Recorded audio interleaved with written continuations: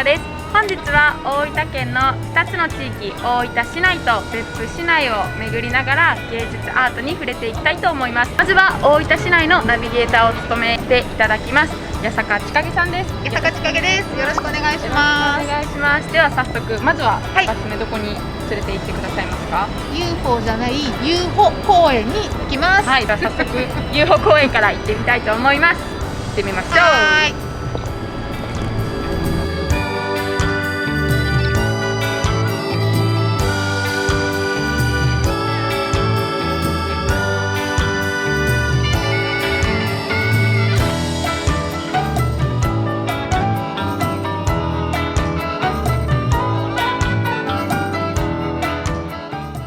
で、なんとここに一つ、これの清秀さんっていう実はピアニストなんですけど、今の日本の音楽教育を作った人そうなんで、よく音楽関係の人って絶対音感とか言うんだよね。ありますね。例えば人がこう言ってるのが全部ドレミで入ってくるとかっていう、そういう教育が大事だねって提唱した人。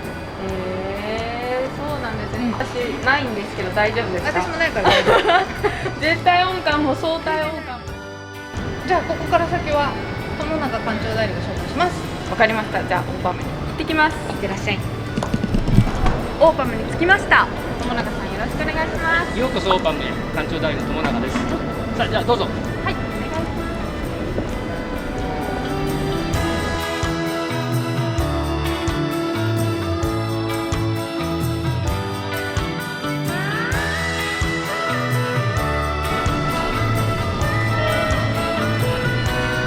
はい、結構です。オーパムにはですね、このアトリウムに皆さんに自由に触っていただけるオブジェも置いてます。はい。オランダのマルセル・ワンダーさんのですね、作品なんですけど、ユーラシアンガーデンスピリッツ、起き上がりこぼしってご存知ですか？ポーンとした入っている。来館者皆さん楽しんで。今はじゃあ今ちょっとコロナの関係でですね、ちょっと入れないようにしてますけど、また収まりましたですね。あと全国的にも珍しいんですけども、ガラス張りの美術館なんです。でここのガラスがですね、この開閉するんです。これがですか？全部ですか？くの字に開いて軒になるような感じで、高さが6メートルあるんですけども、全部開くんですね。全部開きますね。で外とつながって、この建築自体のコンセプトがですね、街に開かれた縁側としての美術館で、皆さん中に入っていただいたり、今コロナで入り口1箇所だけですけど、でなければ皆さんここから自由に出入りできる。開くのはですね、季節限定です。美術館っていうのはやっぱり温度湿度の管理をしておかないと作品が収蔵品がありますので、5月と10月ゴールデンウィークと10月の天気のいい時。なるほどですね。あとこれアトリウムにはこれは国立科学博物館から借りた展示をこれも自由に無料でご覧になっていただきます。2階にはですねカフェがあります。1階にもあったんですけど、2階は食事を取れるランチも大変美味しいですね。でその奥には情報コーナー展覧会に関係した図書をですねもう自由に、今はちょっと手を拭いていただきますけども、自由に見ていただける無料の図書コーナーがあります。待ち合わせとかですね、見た後のお食事、おやつ、ここで1日十分楽しめます。なるほど。行きましょう。なんか椅子が一つ一つおしゃれですね。美術館って見て楽しむみたいなイメージがあったんですけど、体験もできるし、ゆったりもできるっていうのってなんかこう新しい感じがしますね。オーパムのコンセプトが五感で楽しむ、で出会いの美術館掲げてますから、そういうもう本当触ってみて楽しんでもらえる。いいですね。オーパムの五感を使って楽しむ。そうですね。すごいいいプレー。以上が2階のイベントですね。3階に上がってきました。こちら左が天庭、空に開かれたオープンスペースのガーデンですね。しかもなんか入った瞬間、何の匂いでしょう？天井の匂いがいいですね。板杉を使った竹のですね、竹の工芸品の編み方をモチーフにした展示になってますね。あとオーパムの所蔵作品を紹介するコレクション、今ちょうど新しき美の仲間たちというのをあれですよね、こうなんかシーズンとか期間ごとによってここって変わりますよね。年にですね、5回、6回、大体2ヶ月ぐらいですね、入れ替えを行っています。学芸員さんのギャラリートークとかですね、詳しい説明もあって十分楽しんでいいですね。それもまさに五感で聞いて楽しむとかもあるんですね。そうですね。なるほど。でちょうど正面はですね、3階に展示室、大きな展示室なんですけど、今は顕微店の書道展ですね、最中ですね。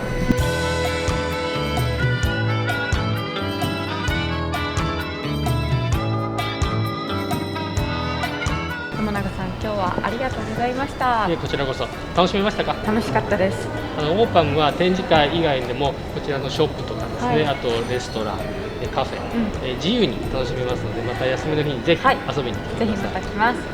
これ地元作家のね、この辺が作品、お土産で一番人気がありますから。しかも入場無料なんで、そうですね。これだけを買いに行ってもっていう方も多いですよ。はい。金曜日と土曜日は夜の8時までやってますから。夜の景色も綺麗ですよ。そうですよね。はい。ありがとうございます。ありがとうございます。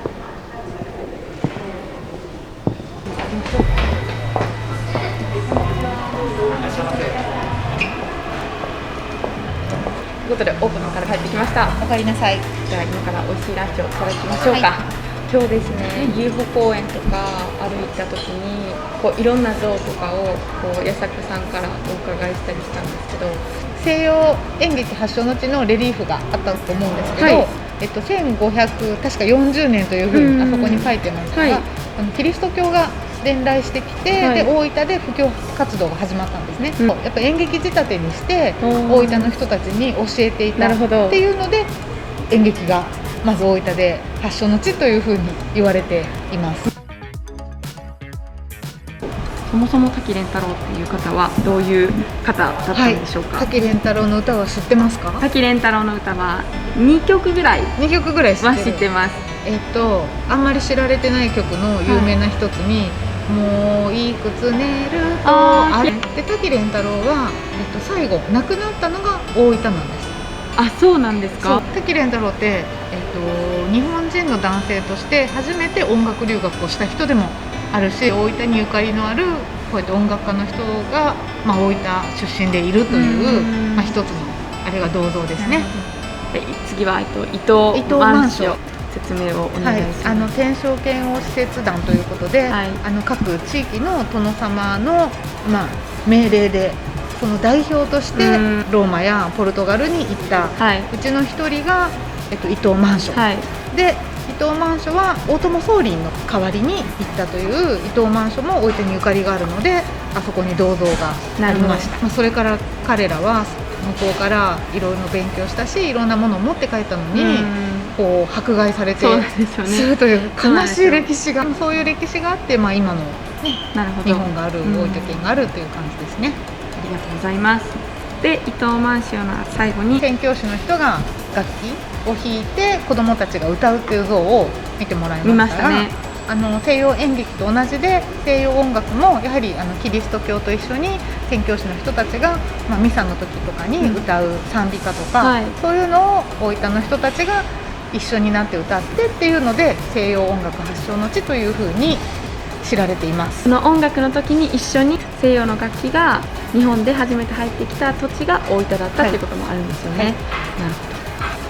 あそこが UFO 公園、UFO 公園になってますよね。私のイメージでは芸術アートは絵を見るとか、それぐらいのイメージしかなかったんですけど、あそこを歩いてみたらすごいその絵だけじゃなくて文学とか音楽もそうですよね。もうジャンルは問わないんだなってことを学んだんで、 UFO 公園って本当に実は大分の人もあんまりあそこにあんなにたくさんあるのを知らない場所で、そこ歩く価値がすごいあった時間でしたよね。よかったです。ご飯いただきます。いただきます。これ全部大分県の食材ですよね。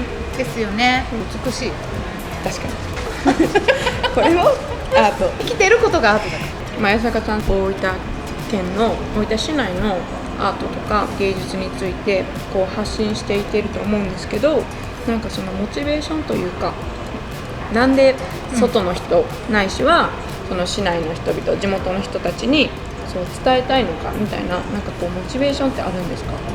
私今日ははいご案内できてないんですけど、劇場で、コンサートとか、うん演劇とかっていうのを、プロデュースもしてるんですよ、はいで一番最初に自分がしたコンサートのこうアンケートってこう書いてもらうんですね。でその時に、演奏してもらった人の、はい演奏を聞いたはいお客さんが辛いことがあったけど、その人の音楽を聴いて明日から生きていけますっていうのを書いてくれた。誰が書いたかわかんないんだけど、それを聞いて、芸術ってやっぱり人が生きていくために必要なんだなっていうのを思って、なるほど。なんか今も続けているし、何見ていいとか悪いとかって、はいアートに正解がないので、はい好き嫌いで判断できるんですよ、それってあんまりないことでしょ。確かに。